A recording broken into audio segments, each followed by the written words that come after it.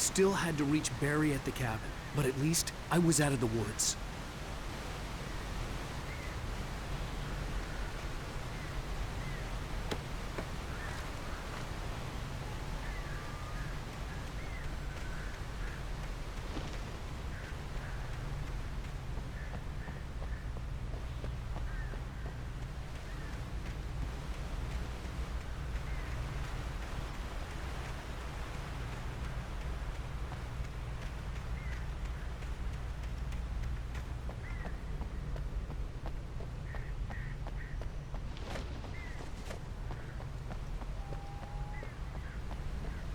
I'd have to get the car from the locked garage. It would get me back to Barry faster, and the headlights were a welcome bonus.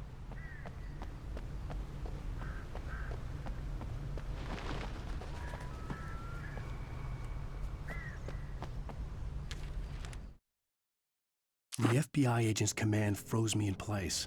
I considered surrender. It was all falling apart anyway. I could give in, let someone else deal with it, but it felt all wrong. Call it instinct, his posture, the way he held the gun. He was no friend. Shots ringing in my ears, I leaped for the hole in the fence and stumbled into the darkness beyond.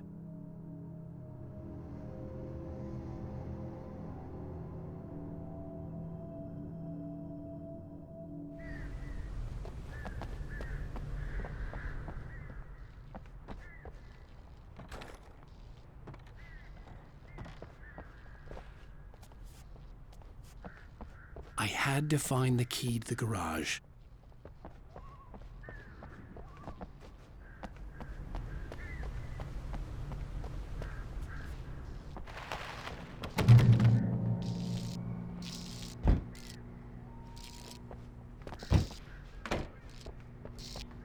I needed the garage key to get to the car.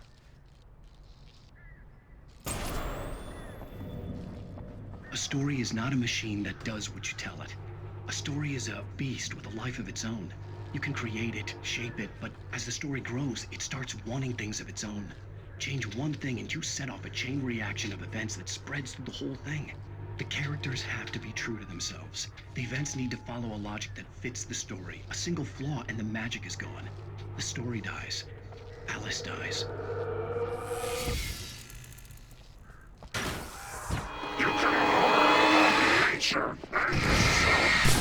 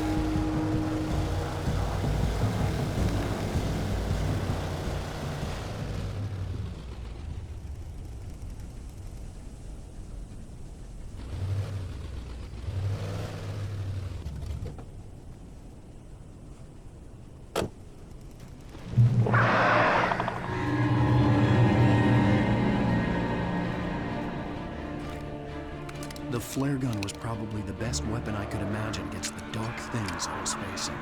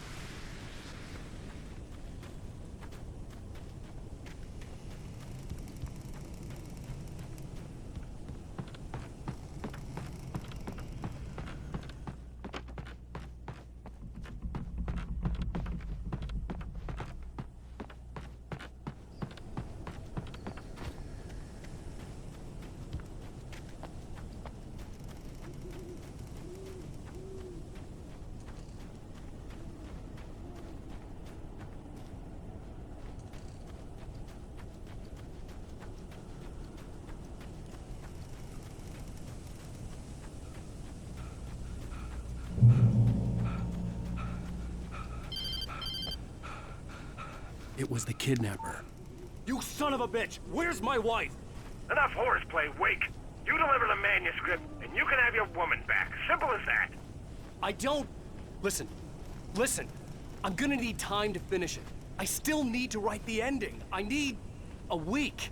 It's not done. I need a week. 2 days. The old Bright Falls coal mine is nearby. You can find it easy, city boy. The main building, there at noon. You bring the manuscript, you'll get your wife. If not, well, get me. Yes, I get you.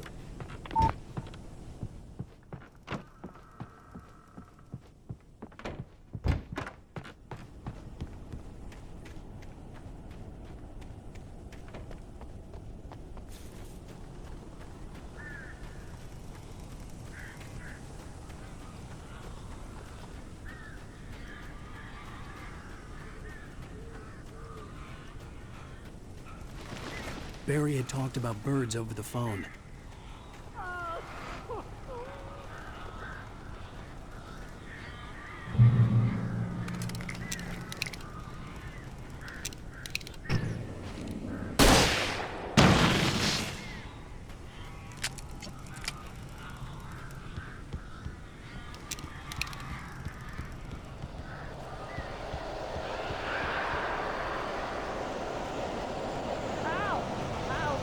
So glad you're here. A couple of them got in here before I lost the kid. This isn't normal. These birds are weird.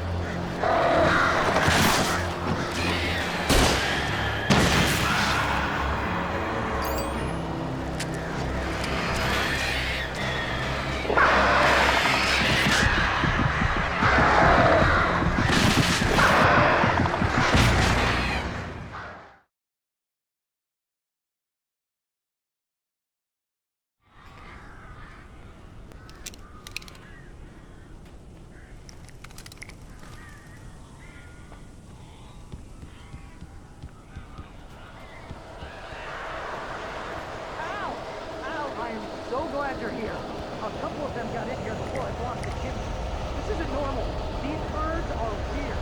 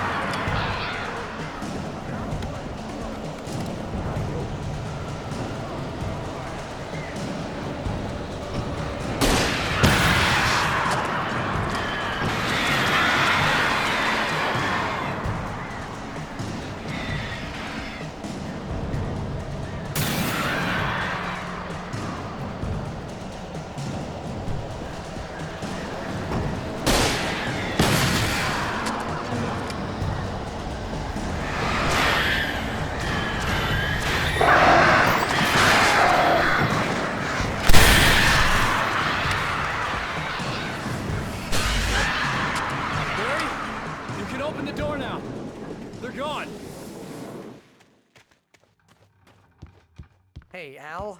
I'm sorry for thinking you were having a psychotic episode, man.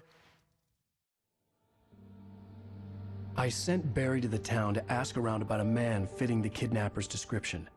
He'd go through the archives of the local paper. Perhaps he could learn something. Anything about the island and the cabin that had disappeared. The man wanted a manuscript. I had to try to write him one to get Alice back.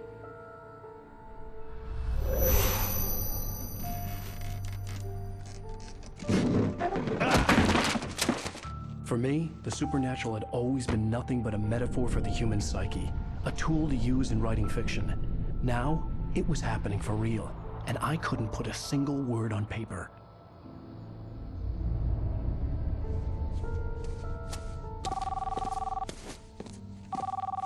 Barry Wheeler speaking. This is Rose. Rose? I found Mr. Wake's pages. Oh, you sweet, brilliant girl. Could you and Mr. Wake come get them? I live in the trailer park outside the town. We'll be there in less than an hour. I know. See you soon.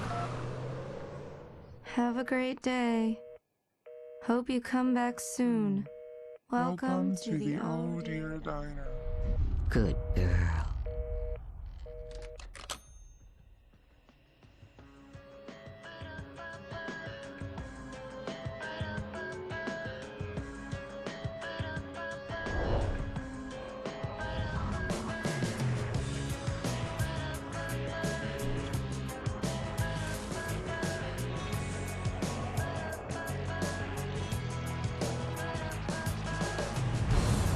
Come here. Pretty please, can you tell me where I am? You, won't you say something? Previously on Alan Wake, Alice has been kidnapped. Alan, please help me. Alice? You'll do exactly what I say if you ever want to see your wife again. I can't tell anyone except my agent Barry. Damn it, Barry, they'll kill her! You're my best friend, and I'm worried that you're not right in the head. The ransom is a manuscript I supposedly wrote that's coming true before my eyes. It happened just the way it was on that page. So dark. I have found only a few scattered pages. I want the entire manuscript. The deadline is in 2 days. I found Mr. Wake's pages. Good girl. How the hell did she get her hands on the manuscript anyway? I don't know. She's resourceful. I told you you were too hard on her. Listen, I found out all sorts of interesting stuff while I was digging around. Yeah. Mr. Wake, it's Sheriff Breaker. We have an FBI agent here, Agent Nightingale. FBI? He's anxious to see you. You'd better come to the station. Okay, I'll be right over, Sheriff. Let's make this quick, huh? Help you folks? Name's Randolph. I'm the manager. We're looking for Rose. Works as a waitress down at the diner. Rose, sure. Nice girl. Who wants to know? I'm Alan Wake. The writer, huh? I heard on the radio you were visiting. Well, I'll show you her trailer. That Rose, she's a nice girl. Always pays her rent on time. As I was saying, Al, I found all sorts of weird stuff from the local newspaper's archives. This place is crazy. Disappearances, mysterious deaths, urban legends come true, and get this, most of this stuff takes place around Cauldron Lake. Well, you ain't wrong, mister. The Indians thought the lake was a doorway to the underworld. I'm the God-fearing type myself. I don't hold with that sort of thing. Yeah, okay. Anyway, there was an island there owned by a guy called Thomas Zane. Now, some of the articles I found about him make him out to be a famous writer, but I ran a bunch of searches, couldn't find a single thing he wrote. Zane was heavily into diving, so much so that the place came to be called Diver's Isle. But the volcano under the lake erupted in 1970, and Zane went down with the island.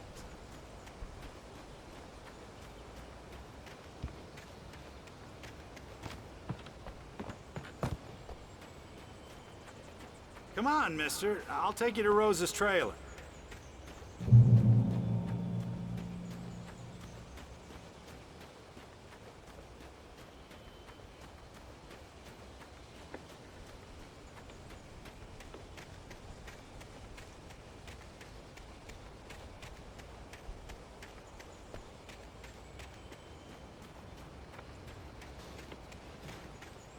Yeah, how about that?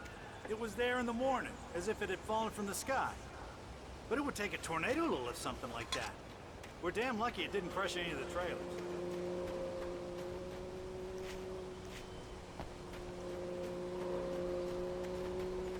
Just follow me. It's not far.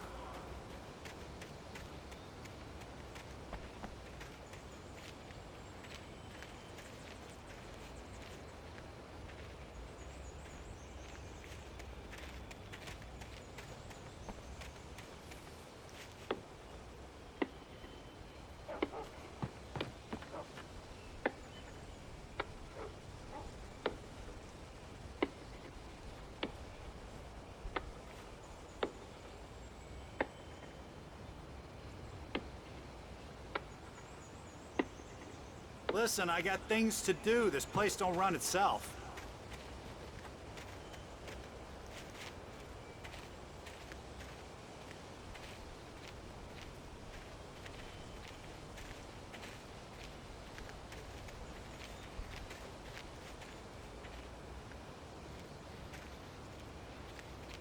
It gets better. A local girl, Barbara Jagger, drowned in Cauldron Lake just a week earlier. They were lovers. Sure, Jagger's a local spook store.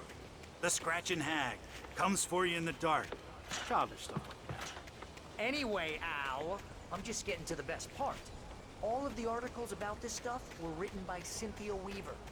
I asked around, and she's that crazy bag lady you met. Yeah, anyway, she knew both Jagger and Zane before they both died, and she had some kind of a breakdown.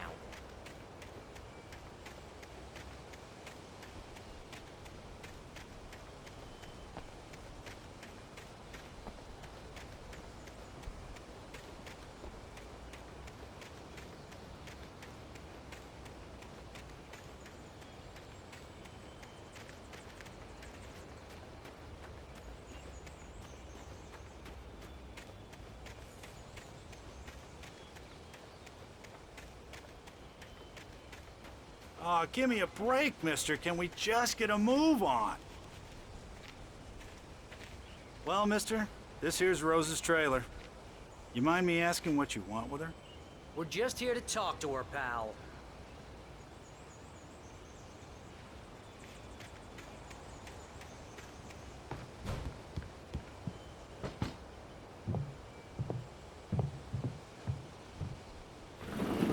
Welcome to...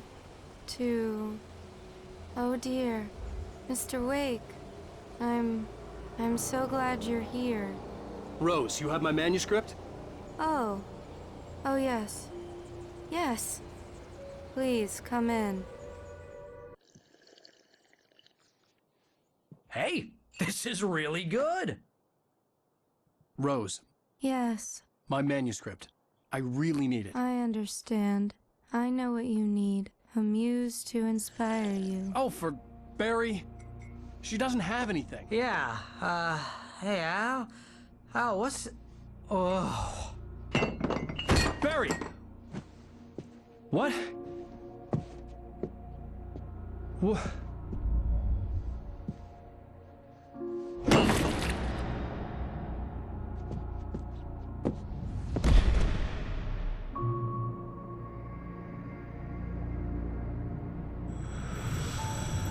It's coming for you, hiding in my barber's skin.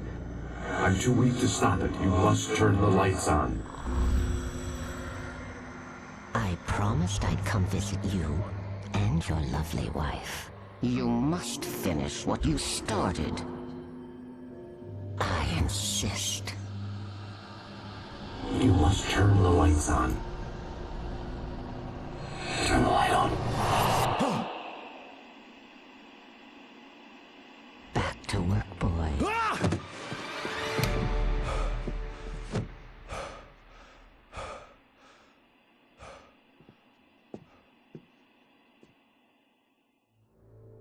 I felt nauseous, hungover. Only anger kept me going. I can't tell reality from dream anymore, but it seems I have an imaginary editor to help me. Rose took a day from me. I had less than 12 hours left to meet the kidnapper. All I could do was get Barry into the car, work something out once I got on the road. Welcome to the Oh Dear Diner. What can I get you today? Coffee? I couldn't work up much hate for Rose. Something had used her to get to me and left its mark. First refill is free. Milk and sugar on the counter there. Would you like to hear today's special? My gun and flashlight were gone. I'd have to find a way to get Barry into the car. Mr. Randolph liked Rose. That little smile she had. How she was still sweet when life had tried so hard to make her bitter. It wasn't any of his business what she did in her trailer. But those strangers, the writer and his smart-ass sidekick, looked like trouble. And they'd been in there for hours, way past her normal bedtime. He reached for the phone and called the sheriff's station. As quickly as possible. There was no time to waste.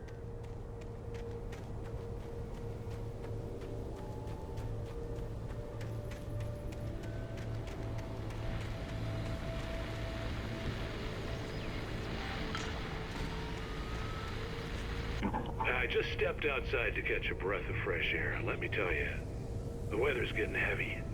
Nights like this make me especially glad I'm here talking to you and not home in bed. Once the weather takes a turn like this, I can't sleep at all. It's all tangled bed sheets and dark thoughts, punctuated by the occasional plunge into nightmare. Is it just me? Well, perhaps it is. But I hope I can make the night a little bit easier to get through. Caller, you're on KBF FM. Hey.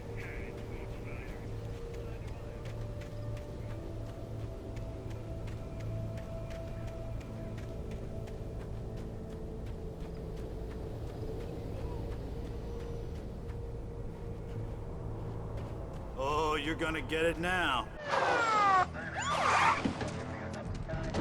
God knows what you've done to that poor girl. This is Agent Nightingale, FBI! Get him up, Hemingway! You're under arrest! You move a muscle, I'll unload right in your goddamn face! Stay right where you are, Spillane!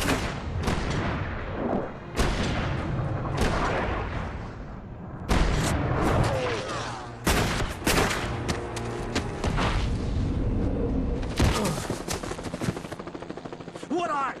I'm standing right here, you goddamn maniac!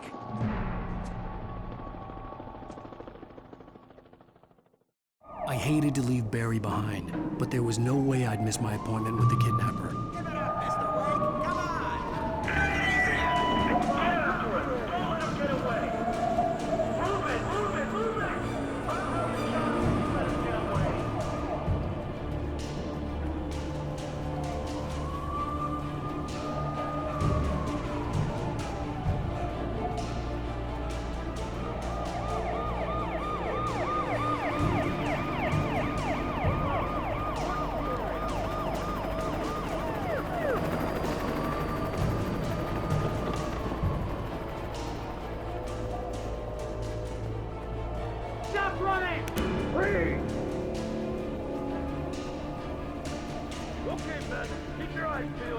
try to make it through here.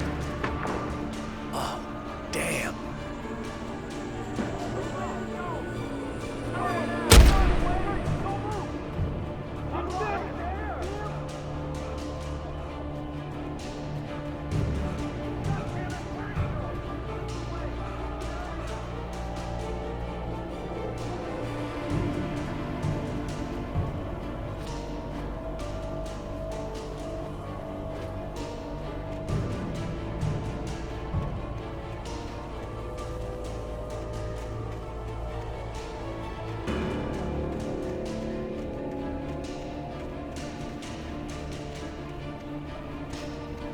Gone! Come on, guys! We need to head him off! For decades, the darkness that wore Barbara Jagger's skin slept fitfully in the dark place that was its home and prison. It was hungry and in pain. It dreamed of its nights of glory when the poet's writing had called it from the depths and given it a brief, terrible taste of power and freedom. The rock stars had stirred it from the deep sleep the poet had sunk it back to in the end. When it sensed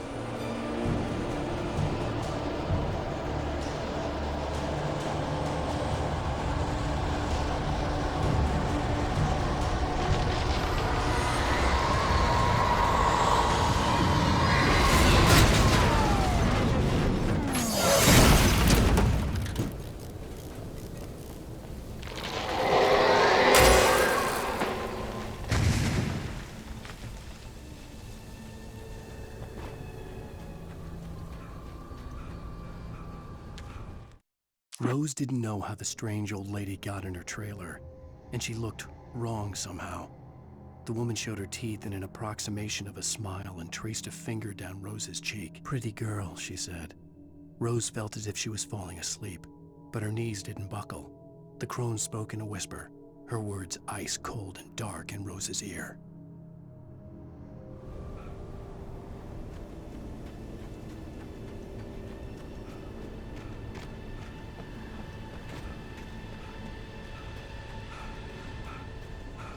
Come in, Agent Nightingale. This is Sheriff Breaker. Over. Nightingale, over. What on earth is going on? My deputy's coming to fire this way. He didn't have a gun.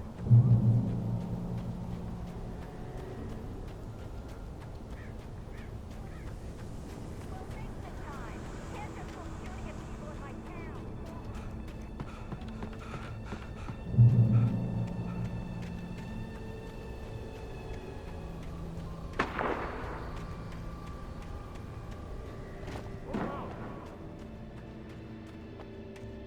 Search the area!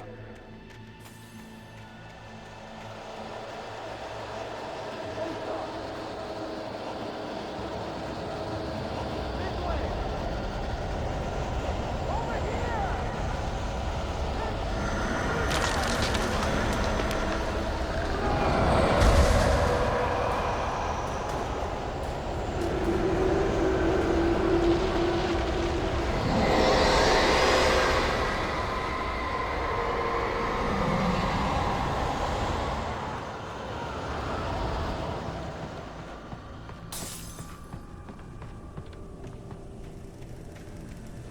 This horror was everywhere I went, circling me.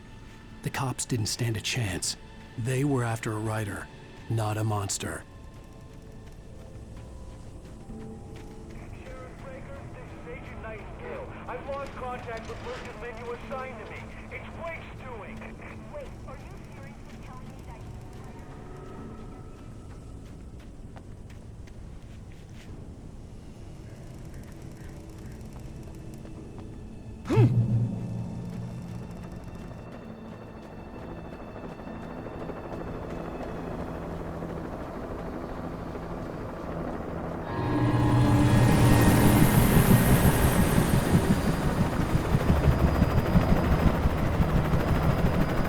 You on the ground. Hold it right there. There's nowhere to run. Freeze!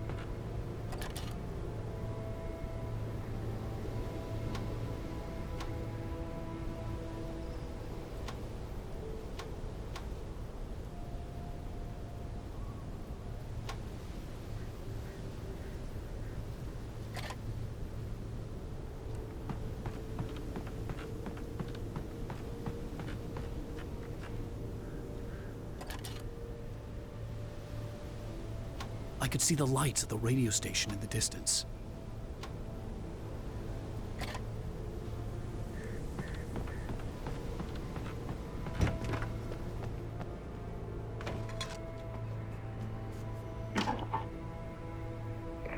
This is James.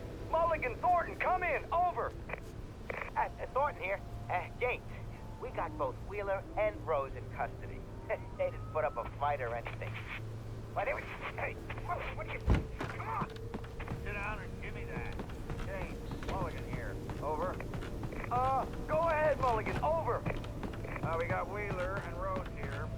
Wheeler's dropped or hopped up. Speaking of which, I imagined that the broadcast tower in the distance was part of the local radio station. Maine seemed like a decent guy. Perhaps he could give me directions to the coal mine.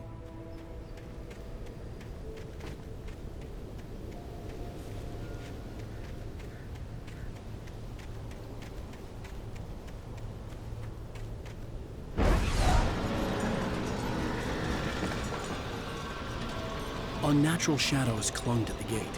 The darkness that was after me was I wouldn't get through without light.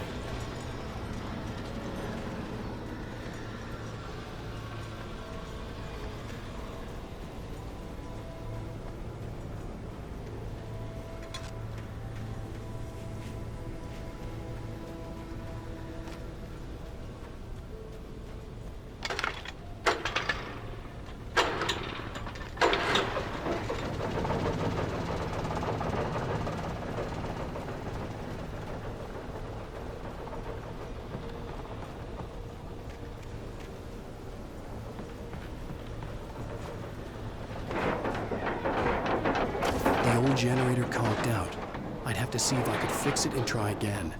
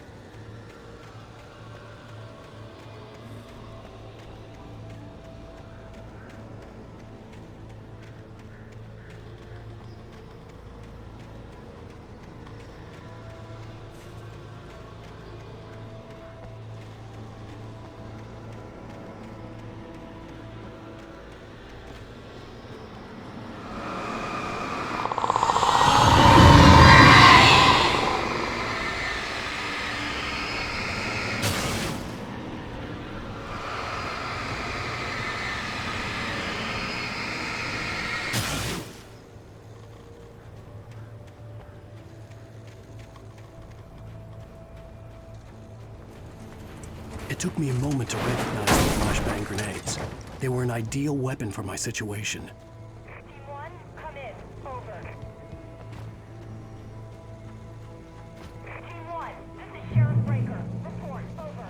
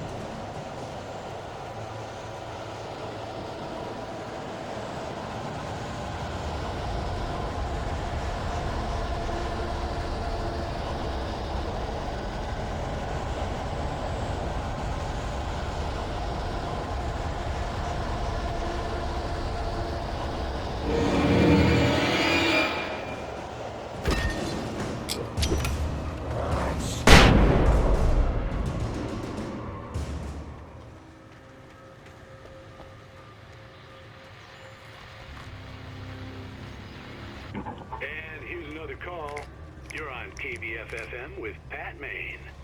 It's Milt Peabody, Pat. What's on your mind, Milt? Well, I live near the trailer park, Pat, and there's a big ruckus going on over there. Well, that's just up the road from me, too. What's going on, do you know? I don't know, but there's a bunch of police cars there, lots of sirens, a helicopter buzzing around, and I think I heard some gunshots. Gunshots? Yes, sir, like from a pistol. So can you find out what's going on? Because it's just next door and they're popping off guns there. They're still shooting? No, it was maybe 10-15 minutes ago. It sounds serious, Pat. I'm telling you, it don't sound like no party. I'm certainly going to give the station a call, Milt. Okay. You'll hear it here as soon as I hear from them. Okay, thanks.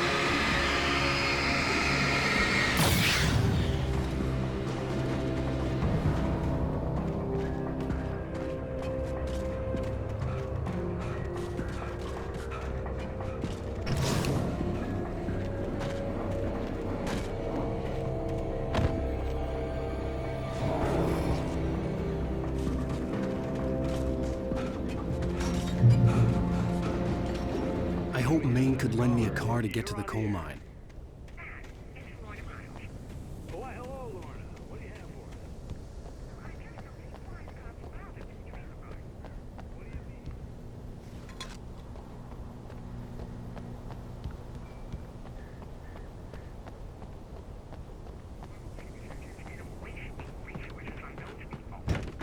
Well, Let the trash sort themselves out. I'm sorry, but my granddaddy settled in Bright Falls in 1911. well, thank you very much for that compassionate viewpoint, Lorna. Oh, here's a little surprise. The famous writer Alan Wake just walked in. Folks, I'm going to see if I can talk him into an interview. Come on in, Mr. Wake. Oh, I'm so glad you could find the time to do this, Mr. Wake. Nowhere to run now, Dan Brown. You back away from me. Don't hurt it. Whoa. Everyone calm down. Put the gun down. We're all friends here, right? Cool your jets, Nightingale. We got him. Judas Priest! What the hell's the matter with you? There's a civilian in there.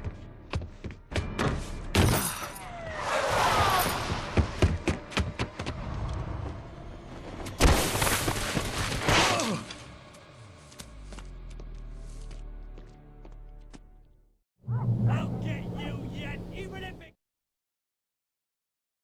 kills me. You hear me? You hear me, H.P. Lovecraft? I had fallen off so many cliffs it was ridiculous. That's what you get for naming a book The Sudden Stop.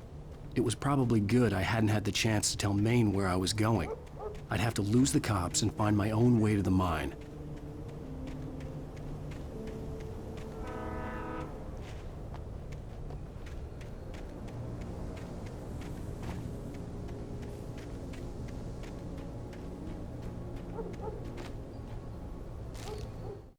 Nightingale stared through the broken studio window into the dark woods.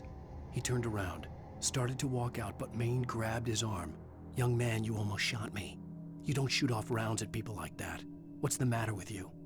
Nightingale shook his arm free.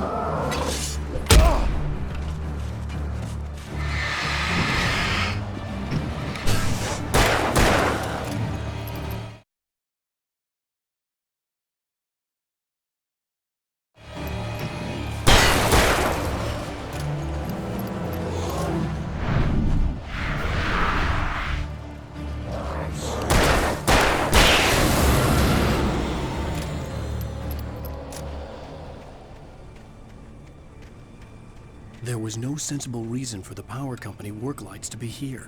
It was almost as if they'd been left for someone like me to use.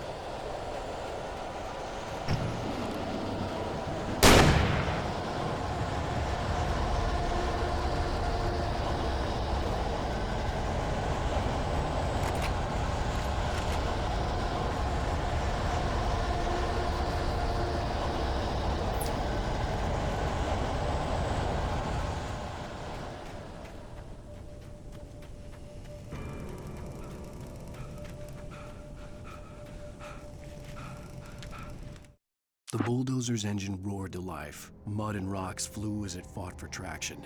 It crashed through the concrete wall and landed heavily in the yard. If it were an animal, it would have shaken its head after the impact, fixed its eyes on me, and charged. Of course, it had no head, nor eyes. Shadows crawled on its form, twisting it into a monster.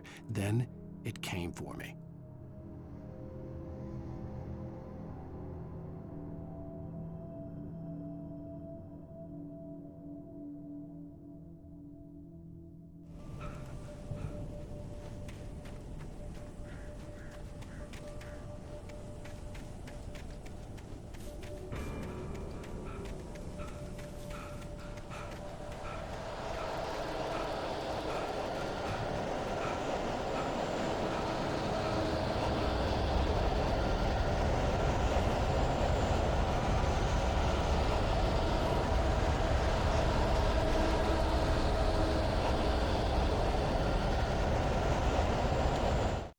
Sarah trusted her gut, and her gut said Agent Nightingale was an asshole. He felt wrong, and it wasn't just the smell of stale booze. It was in the way he flashed his badge, pulled rank, the look in his eyes when he wanted answers. Where was Alan Wake? What was this about an accident? Where was his wife? And most importantly, why did she let Wake go?